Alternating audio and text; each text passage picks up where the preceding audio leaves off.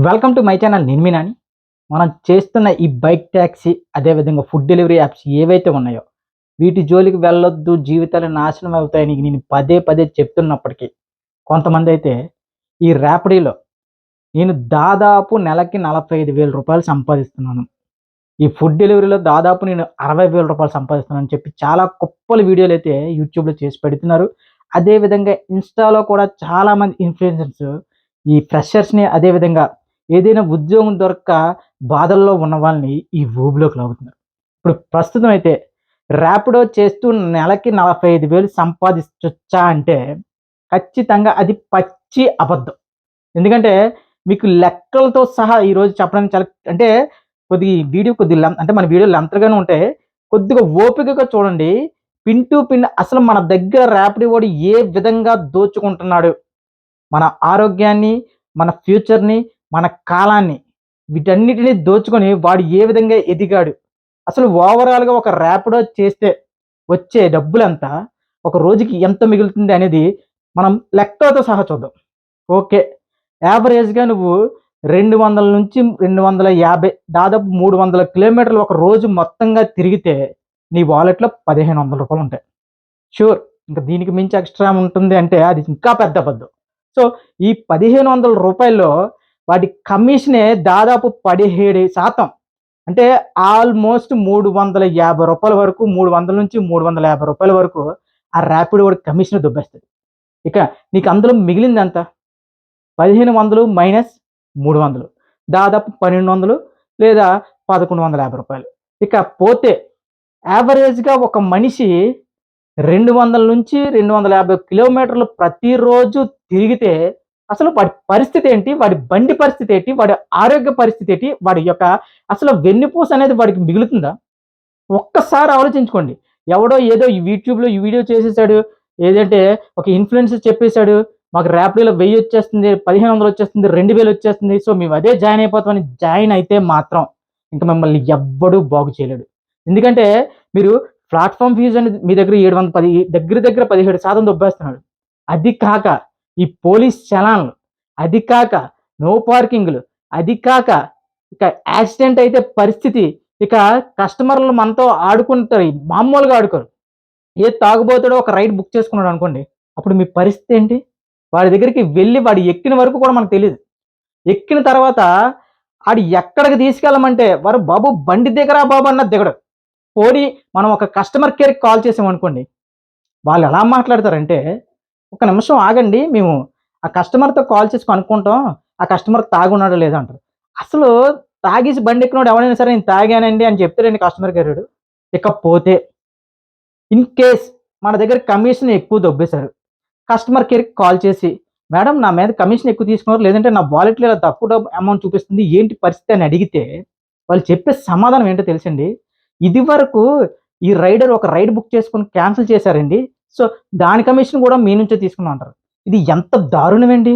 ఆడెవడో బుక్ చేసుకొని ఆడ రైడ్ క్యాన్సిల్ చేసుకుంటే మన దగ్గర కమిషన్ దొబ్బడం ఏంటండి? సో, ఇలా అని చెప్పి ప్రతిసారి మనం ఈ కస్టమర్ కేర్‌కి కంప్లెయింట్ చేస్తూ ఉంటే, ఎక్కువ కంప్లెయింట్స్ చేస్తే ఏం చేస్తారో తెలుసండి? మనకు రైడ్స్ ఆపుతారు. ఒక్కొక్కసారి మన యాప్ కూడా ఆపుతారు. అసలు ఎంత దారుణమైన పరిస్థితి మనకు అవసరమా? ఒక్కసారి ఆలోచించుకోండి. అంటే నీ పెట్రోల్ ఖర్చులు పోగా, నీ ఆరోగ్య సమస్యలు పోగా, నీ రోజువారీ కూలి పోగా, అందులో మిగిలేది ఎంతో తెలుసండి? ఓకే. మీరు అనుకున్న విధంగానే రూ. 1,500 మీకు అంటే సంపాదించేసారండి. ఒక రోజుకి 250 కిలోమీటర్లు మీ బండి మీద తిరిగారు. బండి మెయింటెనెన్స్ ఖర్చవుతుంది.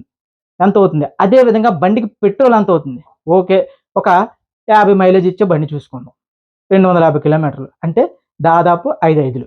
అంటే రూ. 500కి మించి పెట్రోల్ కొట్టించాలి. అంటే అక్కడ వచ్చిన 1,500లో రూ. 1000 పోతుంది. ఇక వాడు మనకు చెప్పాం కదండీ! Commission, talks. ఆ టాక్స్ రూపంలో తక్కువలో తక్కువ ఒక 200 తీసేయండి. అంటే రూ. 700 తీసేస్తే ఇంకెంత మిగులుతుందండి? రూ. 800. ఆ రూ. 800లో మరి నీ కూలీ ఎవడిస్తాడండి? ఎండలో మొత్తం రోజు మొత్తం తిరుగుతున్నావు కదా! ఏదో దాహమేస్తే ఒక టీ తాగొచ్చు. లేదంటే దాహమేస్తే ఒక చల్లని మంచినీరు తాగొచ్చు. ఒక జ్యూస్ తాగొచ్చు. ఆ ఖర్చులు ఎవడిస్తాడండి? ఓవరాల్‌గా నీ కూలి ఖర్చులు అవన్నీ తీసేస్తే నీకు మిగిలేది సున్నా. నేనెందుకు మరీ మరీ చెప్తున్నానంటే ఈ ఉద్యోగాలు వద్దు, ఈ ఉద్యోగాలు వద్దు, ఈ ఉద్యోగాలు వద్దు అని ఒక్కసారి లెక్కలు వేసుకోండి. ఖాళీగా ఉన్నాం. మేమేదో కుటుంబానికి హెల్ప్ చేద్దామని జాయిన్ అయ్యాము. ఇవన్నీ కూడా ఉట్టి అబద్ధం. ఎందుకంటే మీ ఉద్దేశ్యం మంచిదే. ఒక ఖాళీగా ఉండే బదులు ఒక కుటుంబానికి సహాయపడడానికో, లేదంటే ఏదో విధంగా ఒక చదువుకోవడానికి డబ్బులొస్తాయని చెప్పి మీరు ఈ ర్యాపిడోలో, ఫుడ్ డెలివరీలో జాయిన్ అవుతున్నారు. కానీ అక్కడ మీకు మిగిలేదానికంటే తగిలేదే ఎక్కువ. మీ ఆరోగ్య సమస్యలకైనా, లేదంటే ఒక యాక్సిడెంట్ అయితే ఏదో ఇన్సూరెన్స్ ఇస్తానంటున్నారు కదా! అది కూడా అబద్ధమే. ఎంత పెద్ద అబద్ధం అంటే, వన్స్ ఒక యాక్సిడెంట్ జరిగి పెద్దగా ఏదైనా ఇంజ్యూర్ అయితే దానికి ఆపరేషన్ మాత్రమే ఆ కంపెనీలు చెల్లిస్తున్నాయి. ఆ కంపెనీలు చెల్లించిన ఆపరేషన్ తర్వాత మిమ్మల్ని ఎవడు పట్టించుకోడు. హాస్పిటల్ ఫీజులు మీరే కట్టుకోవాలి. ఇంకా ఆ సెలవున్న దినాలన్నీ కూడా ఏదైతే మనకి దెబ్బలు తగిలి ఏదైతే మనం మంచం మీద పడుంటామో అన్ని రోజులు మీకు కనీసం ఒక్క రూపాయి కూడా కంపెనీ చెల్లించట్లేదు. సో, ఇంత దారుణమైన పరిస్థితుల్లో ఇలాంటి ఉద్యోగాలు అవసరమా? చాలామంది నిజమే. ఇప్పుడు మనకి అసలు ఉద్యోగ అవకాశాలనేవి లేవు. చాలా వరకు ఇలాంటి పనులే ఉంటున్నాయి. ఎక్కడికెళ్ళినా సరే దాదాపు 10-12 గంటలు పని చేయమంటున్నారు. ఒక షాపింగ్ మాల్‌లో అయినా, లేదంటే వేరే వేరే ఎందులోనైనా సరే. సో, దానికి బదులు మేము ఇందులో చేస్తే మాకు నచ్చినప్పుడు మేము యాప్ ఆన్ చేసుకోవచ్చు. నచ్చినప్పుడు మేము తిరగొచ్చు అనుకుంటున్నాం. కానీ మీరు నచ్చినప్పుడు అంటే మీరు తెల్లవారు 6 గంటల నుంచి 1 గంట వరకు ఇంత కష్టపడితే చేసిన 1500లో ఓవరాల్‌గా లెక్కలేసుకుంటేనే మీకు మిగిలేది మహా అయితే 300-400. ఇక మీరు నచ్చినప్పుడు యాప్‌లు ఆన్ చేసుకొని ఇచ్చేస్తే అసలు మీకు ఆర్డర్స్ ఏం పడతాయి? మీరేం తిరుగుతున్నారు? ఒక్కసారి ఆలోచించండి. నేను ప్రతిసారి ఎందుకు చెప్తున్నానంటే, నేను మరీ మరీ చెప్పేది ఫ్రెషర్స్. కొత్తగా జాయిన్ అయినోళ్ళు ఎవ్వరైనా సరే, ఇందులో మాత్రం రావద్దు. కొత్తగా డిగ్రీలు కంప్లీట్ చేసినోళ్ళు, కొత్తగా ఏదైనా చదువు సంధ్యలు కంప్లీట్ చేసి, కొత్తగా ఏదైనా లైఫ్‌ని స్టార్ట్ చేయాలి, కొత్తగా ఉద్యోగం చేయాలనుకున్న వాళ్ళు మాత్రం ఖచ్చితంగా ఈ ఊబిలో మాత్రం పడొద్దు. యెస్. నా వీడియోలు చాలామంది, "అన్న వీడియోలంతా తగ్గించండి." అంటే ఇంకా అంటే నా మంచి కోసమే చెప్తున్నారు. వీడియోలంతా తగ్గించండి. లేదంటే ఇంకా వేరే టాపిక్‌లు చెప్పండని. కానీ నేను ఇప్పుడు ప్రస్తుతం ఉన్న ఈ టాపిక్‌నే చాలా పెద్ద ఒక యజ్ఞంలో తీసుకెళ్దాం అనుకుంటున్నాను. ఎందుకంటే అయితే ఈ ఫుడ్ డెలివరీ యాప్స్, అదే విధంగా బైక్ టాక్సీ యాప్స్ తగినంతగా రైడర్స్‌కి న్యాయం జరిగే విధంగా తగినంత అంటే వాళ్ళకి పడిన కష్టానికి తగినంత చెల్లించే వరకు నా వీడియోలైతే ఆగవు. At the same time video length గురించి మాట్లాడుతున్న ప్రతి ఒక్కరికి నేను చెప్పదలుచుకుంది ఏంటంటే, నేను చెప్తుంది ఒక పెయిన్ గురించి, ఒక బాధ గురించి. అంటే పర్సనల్‌గా నేను అనుభవించాను.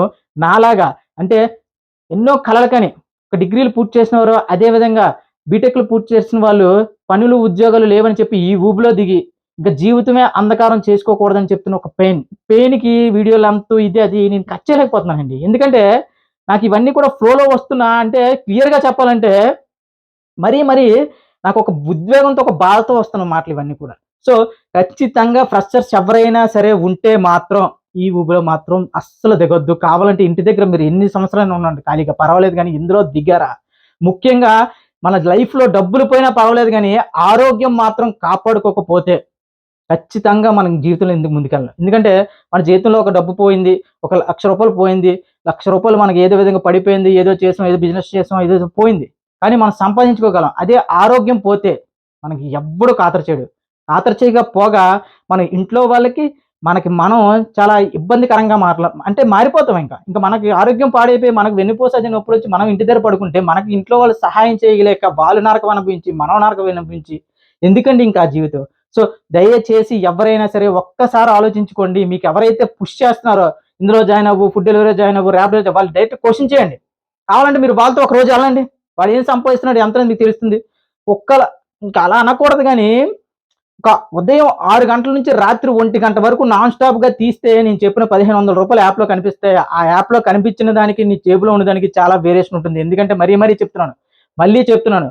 ఒక్కొక్క రైడ్‌కి వాడు అంటే 17% కమిషన్ తీసుకుంటాడు. ఒక్కొక్కసారి వాడేం చేస్తాడంటే ఒక రూ. 100, రూ. 130 వస్తే దానికి 25% కూడా కమిషన్ తీసుకుంటాడు. ఓకే. నేను కమిషన్ తీసుకోను. నేను ఆ కార్డ్ కొనుక్కుంటాను. ఆ రోజు మొత్తం ఎలాంటి కమిషన్ లేకుండా ఒక రూ. 40, రూ. 50 పెట్టి కార్డ్ కొనుక్కొని నేను రైడ్ చేసేస్తాను అని కొంతమంది మేధావులు మాట్లాడతారు. నువ్వు ఏది కొనుక్కున్నా, ఏం చేసినా సరే అందులో మిగిలేది నీకు రూ. 500కి మించి మిగలదు. ఇది నా ఛాలెంజ్. Open challenge. ఓకే. దీన్ని ఎవరైనా డిబేట్ చేసినా, ఎవరైనా నాకు లేదు నేనింత సంపాదిస్తున్నాను, రోజుకి 2000 సంపాదిస్తున్నాను ఎవరైనా నాతో డిబేట్ చేయొచ్చండి. అంటే ఇంత గట్టిగా ఎందుకు చెప్తున్నానంటే నేను ప్రాక్టికల్‌గా చేశాను కాబట్టి. సో, దయచేసి ఇప్పటికైనా సరే నన్ను ప్రశ్నించడం మాని మిమ్మల్ని మీరు ప్రశ్నించుకోండి. ఇంత చదివాను లేదంటే నాకంటూ ఒక స్కిల్ లేదు ఇప్పటివరకు కూడా. ఆ స్కిల్ ఎలా డెవలప్ చేసుకోవాలి? అలాంటి ప్రశ్నలు అడగండి. ఏదో ఒక సహాయం నాకు తెలిసిన సహాయం చేస్తాను. అంతేగాని అసలు మీకు అంటే మేమేదో పని చేస్తున్నాం మీకెందుకు అనే వాళ్ళతో నేనింకా అలసిపోయాను ఇంక వాళ్ళతో వాదించి. ఎవరైతే నా వీడియోలు చూసి నన్ను ఎంకరేజ్ చేస్తున్నారో వాళ్ళకి మరీ మరీ చెప్తున్నాను. మీతో పాటు ఒక 10 మందికి చెప్పండి. ఈ ఫుడ్ డెలివరీ అదే విధంగా బైక్ టాక్సీ అనే దానికి జోలికి వెళ్ళొద్దని మరీ మరీ చెప్పండి.